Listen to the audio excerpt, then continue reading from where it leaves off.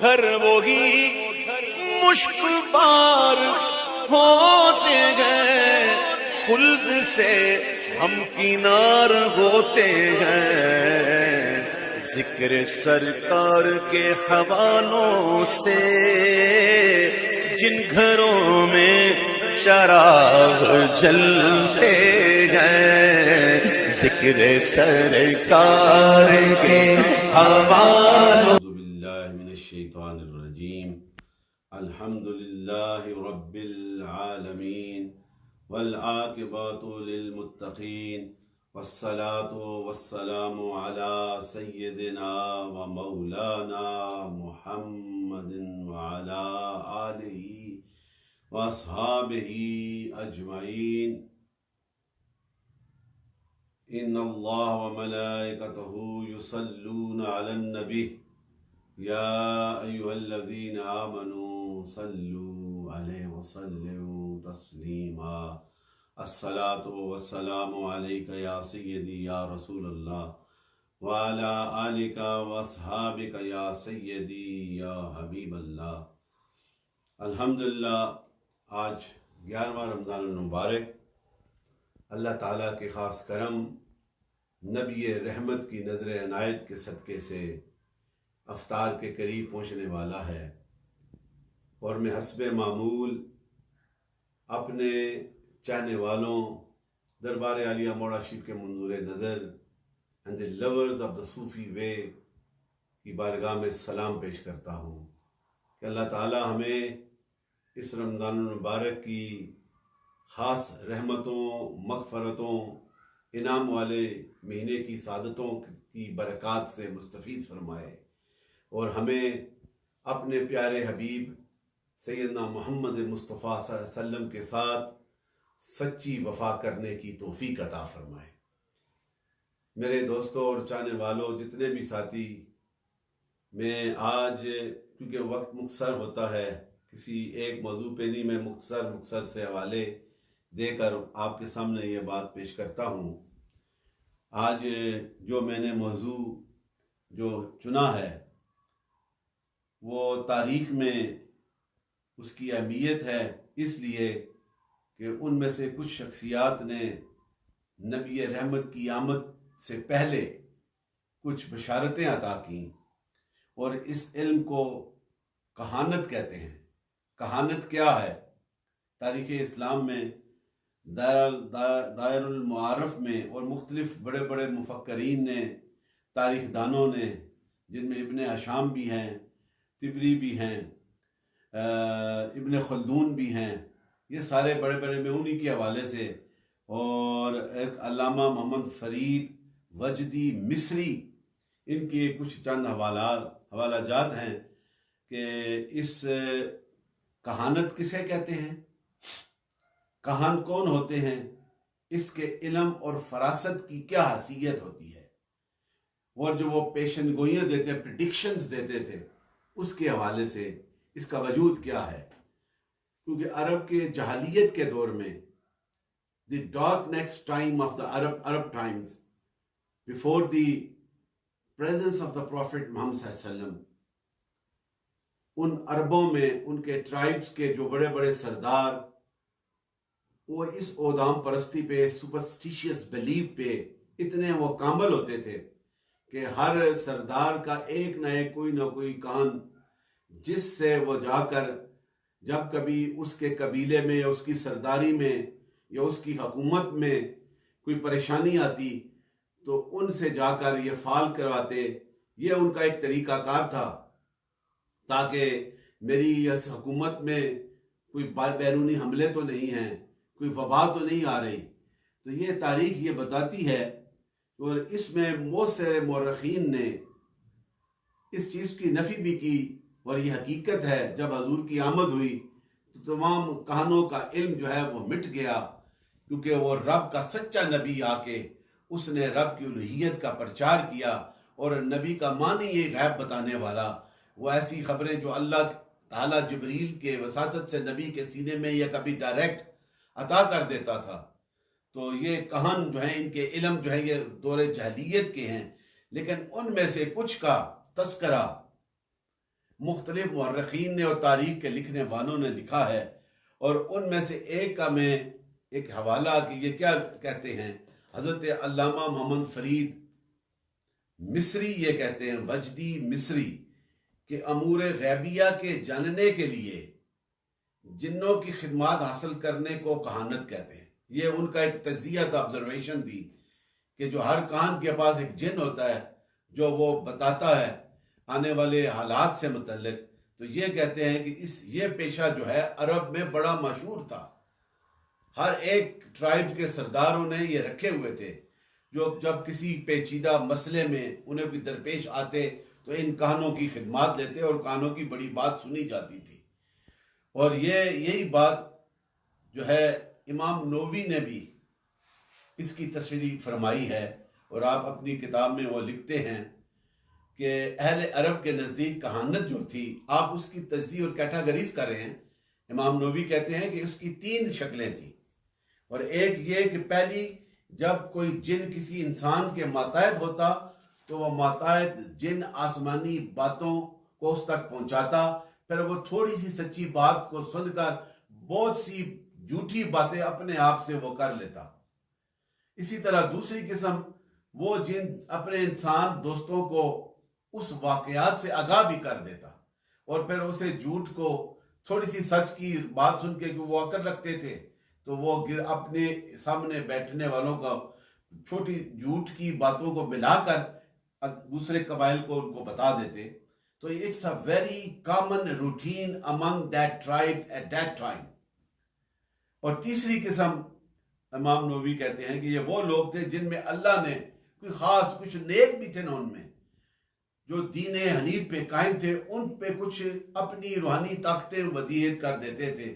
جس سے وہ سن کر وہ کچھ باتیں کچھ حد تک وہ کرتے۔ تو اسلام میں اس بات کی نفی کر دی گئی ہے کہ حضور کی آمد کے بعد یہ سارے علوم جو ہیں یہ ختم کر دیے گئے، اور اس لمبی ساری گفتگو کو ابن خلدون نے بھی بڑی خوبصورت انداز کے ساتھ انہوں نے بھی یہ لکھا ہے،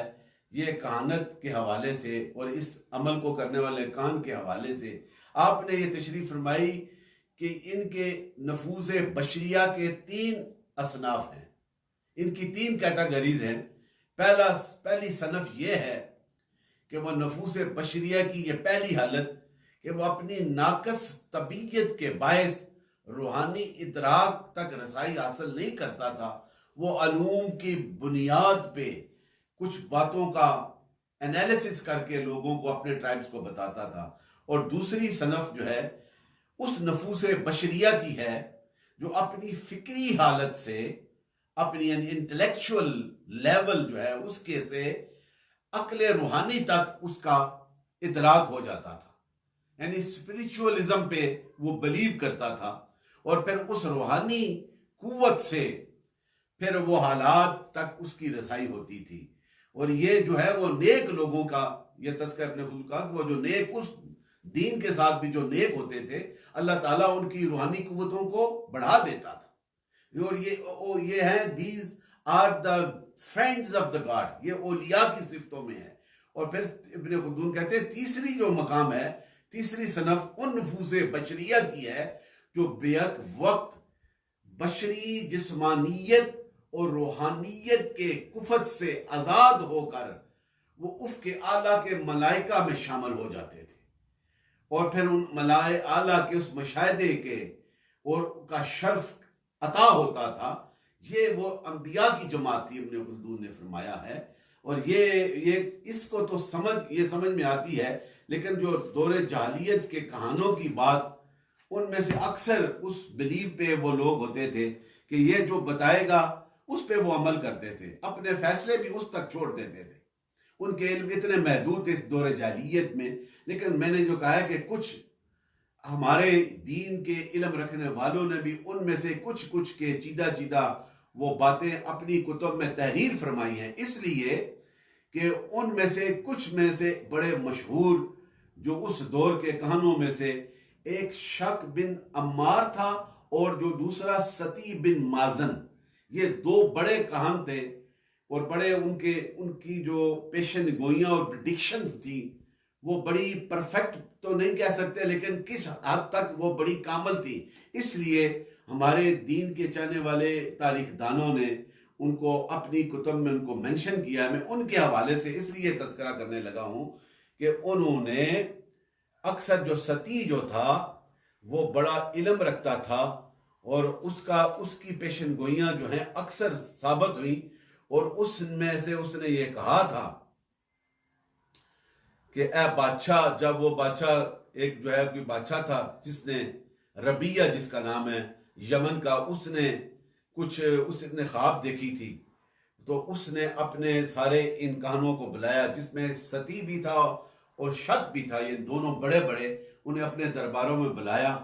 اور خواب دیکھی ربیہ بن بدر نے، وہ یمن کا بادشاہ. تو اس نے ان کو بلا کے کہا میں خواب بھی نہیں بتاتا اور وہ خواب بھی آپ بتاؤ اور اس کی تعبیر بھی بتاؤ. تو پھر جب ستی نے ان کی بات کو سن کر کہا کہ تجھے جو خواب آئی ہے اس کا، انہوں نے کہا اے بادشاہ تو بڑکتے شعلے. اب یہ میں اس کے لفظ جو ابن خلدون اور باقی تاریخ دانوں نے، ابن ہشام نے بھی اس کو ایک آگے لکھا ہے کہ اے بادشاہ تو بڑکتے شعلے اور انگارے دیکھے ہیں جو تاریکی میں سے نکلے اور سرزمین تہامہ میں گرے اور وہاں ہر کھوپڑی والی چیز کو ہڑپ کر گئے. تو اس نے کہا بالکل یہی میں نے دیکھا ہے. تو اس کا پھر کہا کہ اس کا جو ہے فال نامہ کیا ہے، اس خواب کی تعبیر کیا ہے. تو کہا کہ تیری حکومت ختم ہوگی اور اس کے بعد ایک ہی زن کی حکومت، ایک دوسرے کی حبشیوں کی حکومت ہوگی، پھر اس کی بھی ختم ہوگی اور اس کے بعد پھر ایک نیا سلسلہ شروع ہوگا. تو بادشاہ حیران ہوا کہ یہی خواب میں نے دیکھی ہے. پھر یہ کہا کہ میری حکومت کب تک چلے گی؟ اس نے کہا کہ 60 سال تک تیرا عہد چلے گا، پھر یہ ختم ہوگا، پھر اس کے بعد دوسری حکومت آئے گی. ستی نے جواب دیا کہ ذی ین کی اولاد میں سے جو عدن سے خروج کر کے حبشہ میں سے کسی فرد کو یمن میں باقی نہ چھوڑیں گے.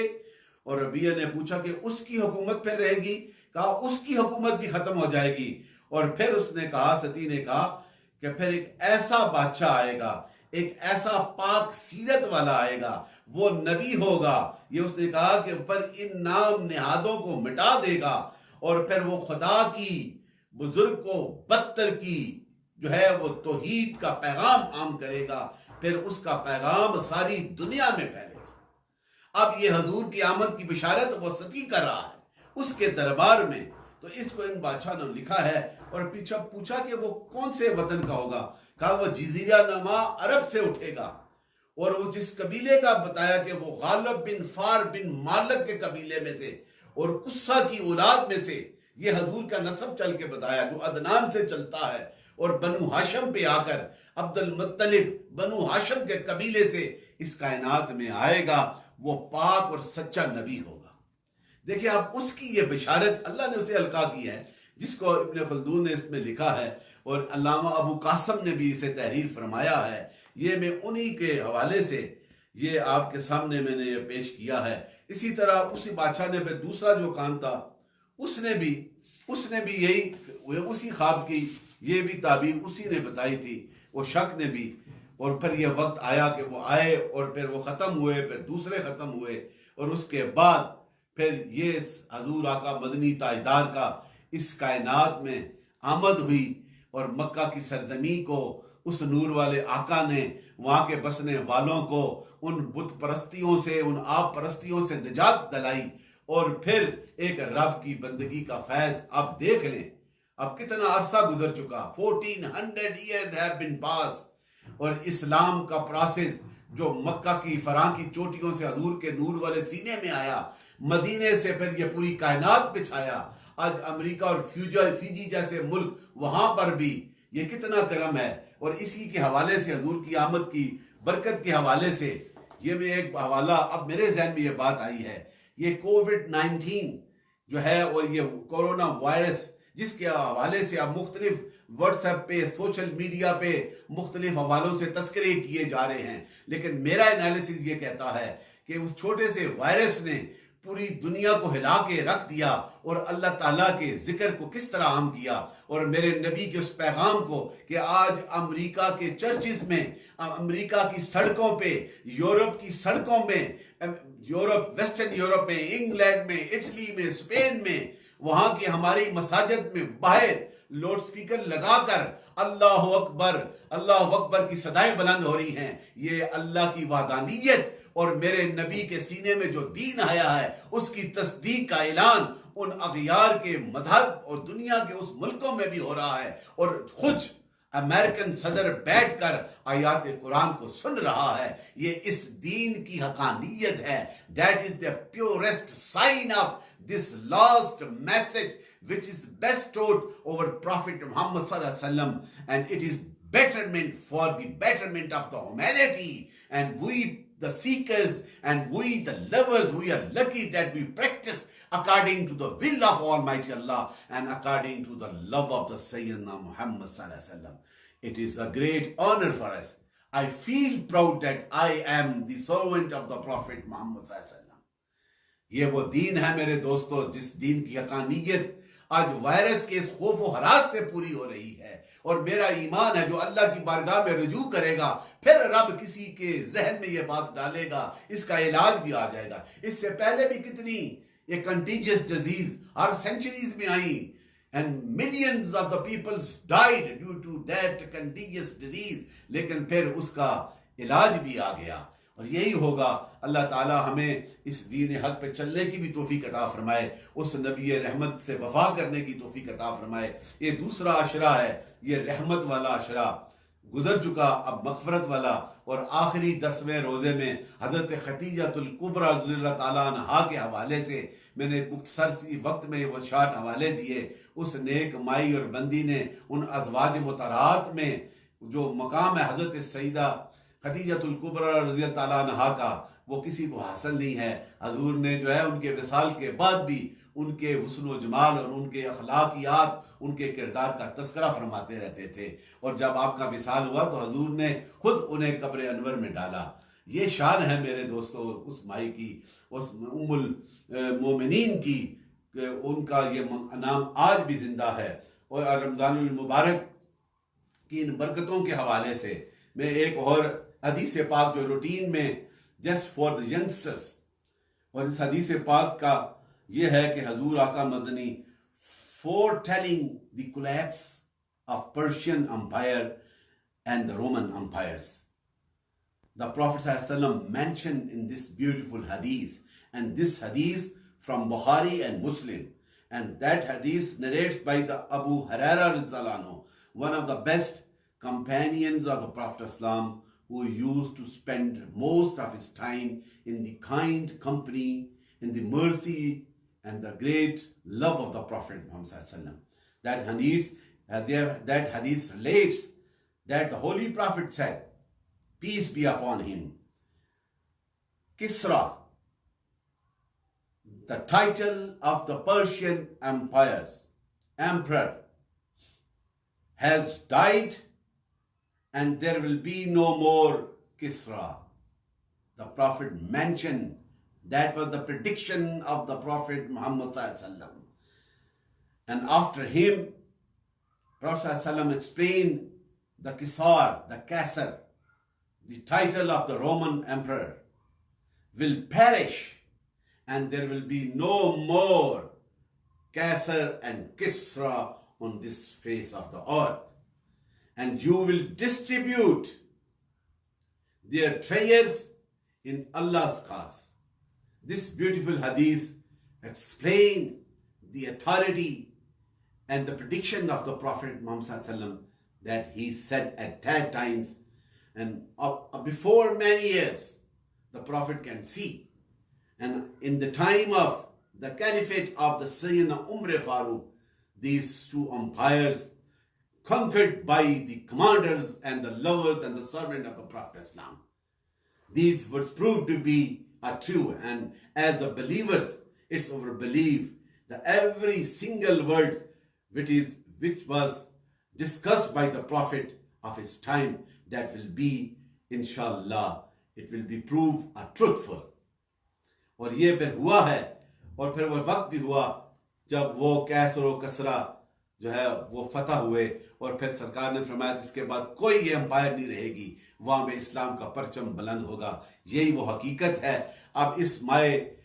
جو عشرہ مغفرت کا، اس میں ہم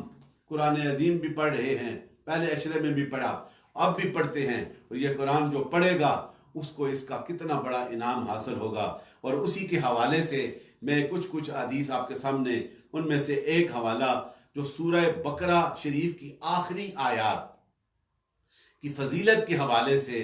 یہ میں آپ کے سامنے ایک حدیث آپ کو پیش کرنا چاہتا ہوں۔ اور حدیث حضرت ابن عباس رضی اللہ تعالیٰ عنہ سے یہ روایت ہے کہ ایک دن حضور آقا مدنی تاجدار جبریل امین آپ کے ساتھ بیٹھے تھے، اور اسی اثناء میں سے ایک بڑی آواز آئی، تو جبریل نے کہا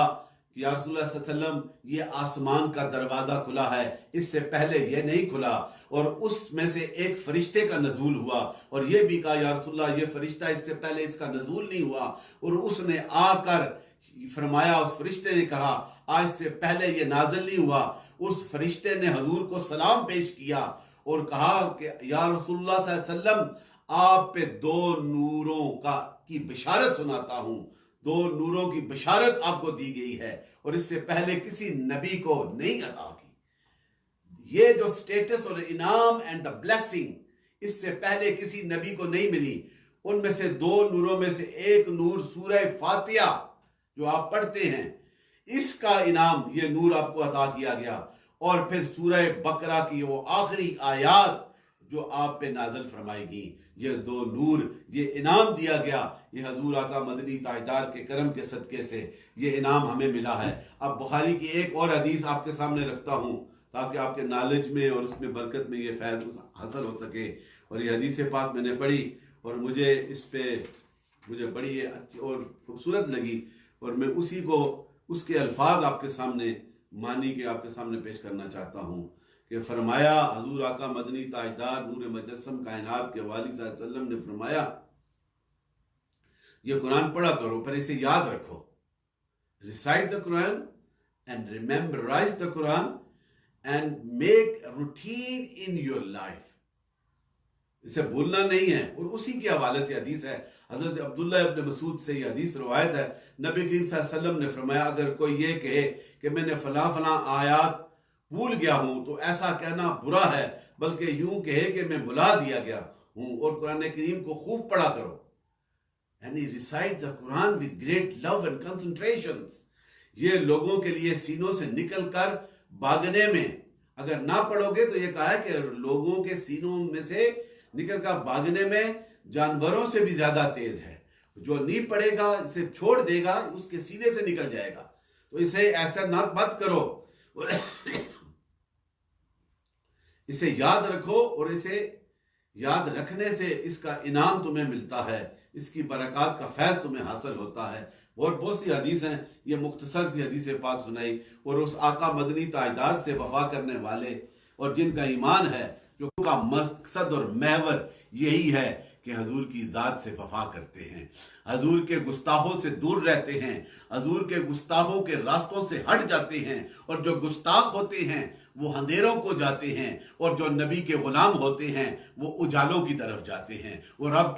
کی رحمت کی برکات کی طرف جاتے ہیں۔ اور اسی کے حوالے سے یہ اعلان ہے، ان الذین یؤذون اللہ ورسولہ، یہ سورہ الاحزاب 22ویں سپارے میں، لعنہم اللہ فی الدنیا والآخرہ، یہ میرا رب اعلان کر رہا ہے، بے شک جو لوگ ایذا پہنچاتے ہیں، try to disturb the Prophet صلی اللہ علیہ وسلم، اللہ اور اللہ کے رسول کو، اور اس پیغام کو نہیں مانتے، اللہ تعالیٰ انہیں اپنی رحمت سے محروم کر دیتا ہے، اسے وہ رحمت نہیں آتا۔ جو گستاخ ہوتے ہیں، جو نبی کے گستاخ اور اللہ تعالیٰ کے اس حکم کے گستاخ ہیں، کہا اس کو اس دنیا میں بھی اللہ تعالیٰ انہیں لعنت بھیجتا ہے، اور آخرت میں بھی ان کے لیے ایک بڑا عذاب تیار کیا گیا ہے، عذاب مہینہ، پھر اس عذاب میں اسے ڈال دیا جاتا ہے۔ یہ میرے دوستو جو حضور کے گستاخ اور حضور کی گستاخیاں کرتے ہیں، اب ان گستاخی میں سے یہ ختم نبوت کا جو فتنہ ہر دور میں آیا ہے، یہ سب سے بڑی گستاخی، اور امام ابو حنیفہ امام اعظم فرماتے ہیں، ان کے پاس ایک بندہ ہے، اس دور میں بھی کسی نے نبوت کا دعویٰ کیا تو اس نے کہا کہ میری دلیلیں سنیں، تو اس عاشق رسول امام اعظم کا کیا خوبصورت that for the beautiful words and mention by the Imam Azam حضرت ابو حنیفہ رضی اللہ عنہ، ان انہاؤں سے ہے، انہوں نے یہ فرمایا، سیدنا حضرت امام حنیفہ رضی اللہ عنہ سے یہ ہے، آپ نے فرمایا کہ جو اس کی دلیل بھی سنتا ہے ختم نبوت کے حوالے سے وہ بھی کافر ہے، اور ہمارا ایمان ہے کہ میرے نبی نے کہہ دیا لا نبی بعدی، میرے بعد کوئی نبی نہیں، اسی پہ جس کا ایمان کامل ہوگا وہی مومنوں میں شامل ہوگا۔ تو یہ ختم نبوت پہ یہ شیطان ہر دور میں یہ منافق یہ ڈاکہ ڈالنے کی کوشش کرتے ہیں۔ ہمارا یہ ایمان تقاضا کرتا ہے ایمان والو کہ اس پہ ڈٹ جاؤ کہ تمہاری زندگی کی بخشش اس آخرت میں انعام کی جو برکات ہوگی وہ نبی کی غلامی کے صدقے سے ہوں گی، وہ ختم نبوت کے عقیدے پہ قائم رہنے سے ہوگی، اور جو اس پہ قائم رہے گا وہی کامل ہوگا۔ ان مرزائیت کا فتنہ جو ہے آج پوری دنیا جو اسے سپورٹ کر رہی ہے، یہ ویسٹرن اور امریکن جتنے بھی ہیں جو اسلام کے خلاف ہیں انہیں سپورٹ کرتی ہے، انہیں شریعت دیتی ہے، انہیں وہاں پہ رہ کے فیسلٹیز پہنچاتی ہے، اس لیے کہ وہ اسلام پہ ڈاکہ ڈالے ہوئے ہیں، وہ کافر اور مرتد ہیں۔ ہمارا یہ عقیدہ ہے اس پہ قائم رہنا، اسی پہ قابل رہنا، یہی اس حکومت کی بھی کامیابی ہوگی اور ایمان والوں کی بھی کامیابی ہوگی۔ اور آخر میں مقبوضہ کشمیر کے نہتے مسلمان جو اس وقت انڈین بربریت کے اور اس مودی گورنمنٹ کے ٹارگٹ کے سب میں ہیں، ہم ان کے خلاف بھی احتجاج یہ آواز بلند کرتے ہیں کہ حکومت وقت اور جتنی امت مسلمہ ہیں اور یونائٹڈ نیشن میں بیٹھنے والے اس چیز پہ بھی تو سوچے نا کہ جہاں اگر کسی غیر پہ ظلم ہوتا ہے تو ساری یونائٹڈ نیشن اس طرف متوجہ کرتی ہے۔ آج کشمیر میں کتنے مہینوں سے انڈین مودی گورنمنٹ ان پہ مقبوضہ کشمیریوں پہ ظلم ڈھا رہی ہے، لاک ڈاؤن کیا ہوا ہے، اس پہ بھی آواز اٹھانی چاہیے کہ وہ آزادی اس لیے کہ وہ ہمارے بھائی ہیں، ان کی زبان سے بھی لا الہ الا اللہ محمد رسول اللہ کی صدا بلند ہوتی ہے، اور ہماری زبان سے بھی اس اللہ کی وحدانیت اور نبی کی رسالت کا اعلان ہوتا ہے۔ ہمارے ایمان کا یہ تقاضا ہے کہ ہم ان کے حق میں بھی احتجاج کریں۔ اور میں آخر میں یہ دعا کرتا ہوں اللہ تعالیٰ ہماری یہ حاضریاں قبول فرمائے، یہ جتنے بھی ویورز اور محبت والے اس خوبصورت پروگرام میں بیٹھ کر سنتے ہیں، اللہ تعالیٰ ان پہ کرم فرمائے اور ہماری منزلیں آسان فرمائے۔ ہمیں آقا مدنی تاجدار سے، اپنے پیارے نبی سے immensely important obligations of your belief، یہ ہمارے ایمان کا تقاضا ہے، اس نبی سے وفا کریں، اس نبی رحمت کی ہر ادا پہ قربان ہوں۔ اس رمضان المبارک کے صدقے ہماری مشکلیں آسان فرما دے، ہماری کوتاہیوں کو معاف فرما دے، ہمارے جتنے بھی بیمار ہیں گھروں میں باہر میں مولا کی ان کی بیماریاں دور فرما دے، اور اپنے رحمت سے اپنے محبوب نبی کے کرم کے صدقے سے مولا کریم ہمارے آئندہ زندگی میں بہار نصیب فرما دے۔ مولا کریم تیرے دربار میں التجا ہے، ہماری مشکلیں آسان فرما، ہم بے بس ہیں، محتاج ہیں، ہماری طاقتیں نہیں، ہماری زبانوں پہ طاقتیں نہیں، ہم تیرے دربار پہ التجا کرتے ہیں۔ تو ہی شان والا ہے، تو ہی قوت والا ہے، تو ہی رحمان ہے، تو ہی رحیم ہے، تو ہی کل شیء قدیر ہے، تو زمینوں اور آسمانوں کا نور ہے، تو جسے چاہتا ہے اپنے نور کے جلووں سے منور فرما دیتا ہے۔ اے مولا کریم اپنے حبیب کے کرم کے صدقے تمام امت مسلمہ پہ کرم فرما دے، سب کی مشکلیں آسان فرما، اور دربار موڑاشی کے جتنے بھی یاران طریقت ان پہ کرم فرما، ہمارے حالوں پہ کرم فرما، ہمارے خاندان پہ کرم فرما، ہمارے بزرگوں پہ کرم فرما، ہمارے جو آنے والے جتنے بھی ہیں بچے نوجوان ان پہ کرم فرما، اور سب کی مشکلیں آسان فرما۔ اللہم صلی علی سیدنا مولانا محمد وعلی آل محمد وصحبہ اجمعین برحمتک یا ارحم الراحمین۔ کی بات پھیلانا صدقہ جاریہ ہے، ثواب کی نیت سے ویڈیو کو شیئر ضرور کیجیے۔